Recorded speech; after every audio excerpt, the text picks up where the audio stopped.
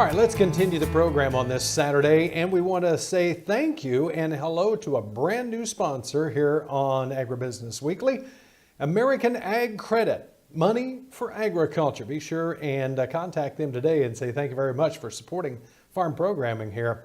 All right, let's turn our attention now to Eric Osterhaus. He's with Paragon Ag Advisors, Silver Lake, Kansas.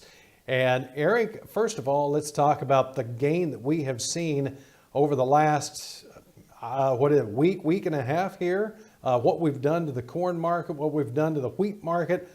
Yeah, we've gained in the soybeans as well, maybe not to the same degree, and that's understandable because some of these corn acres may go to soybeans. We still have issues with shipping a lot of soybeans out, but nonetheless, kind of a little bit of a reversal here.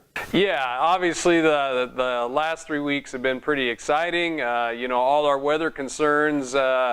Again, I don't believe a month ago anybody really truly believed that we had a scenario where the corn and the soybeans would not get planted. Obviously, that feeling has changed, and you can see it reflected in the markets with the funds coming out of their short positions, especially on corn, and followed by wheat here a little bit as well.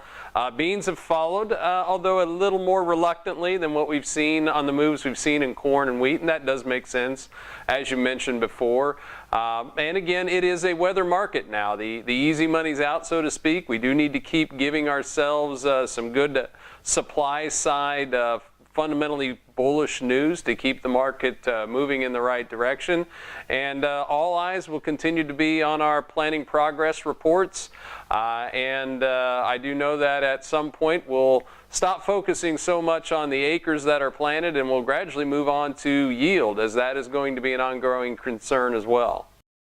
Yep. Yield and bushels at the end of this game. I think that's what's really going to stand out. I'm hearing everything from maybe 5 million to as many as 15 million acres of corn may not get planted. You know, as of the last report, we had 30.6 million acres that hadn't gotten planted yet. So we still have a ways to go. I'm also hearing kind of a shift. Some of these corn acres may go to soybeans. I've heard of some preventive planting on cotton acres that may go to corn. I've heard of some wheat acres where they went in and chopped the wheat for wheatlage or ensilage and are going back with corn. So there's a lot of different scenarios that are still setting up. This is not an analog year. This has got to be the most unusual, bizarre growing season that we've seen, and we still have a long way to go.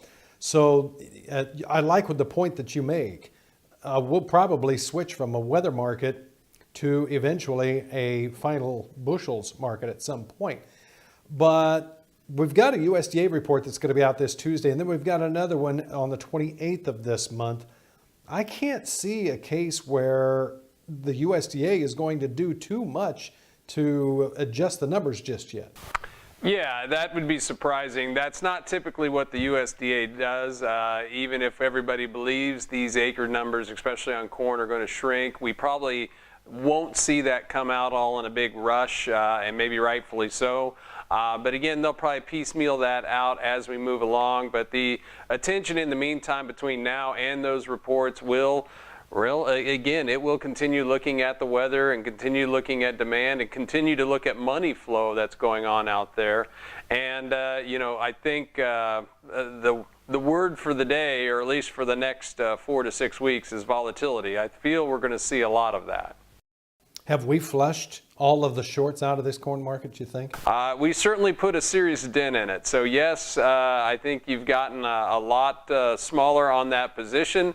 Certainly for the ones who may want to get back on the short side again, they'll be very careful should the news come out and scare them back out. It'll be a lot easier the second time through. In the end, you make a good point. Earlier in the week, we had a chance to go down and fill a gap that we left on the charts at 404. We got within 3 pennies of it. We didn't do it, and we rebounded on Thursday. That tells me that maybe the market's starting to believe everything they've been hearing. Yeah, I think for now the market looks like it wants now to believe, at least the big money, that you should be buying on the dips, and that's an opportunity to do so. So until something changes in regards to the other news out there, and again, I know there's some concern longer term that if corn would make a significant rise higher, we may, again, higher prices are the cure for higher prices. We will ration demand just like low prices build demand. So we will have to watch out for that in the long term. But for the near term, certainly, it sure looks like weakness is going to be bought. Yeah. Feeder cattle market's going to watch this really, really close. All right, how do we find you? Our website, www.myagadvisor.com, or you can reach us at 888-452-8751. All right, thank you very much, Eric. Eric Osterhaus, Paragon Ag Advisors. Don't go anywhere. More is just around the corner.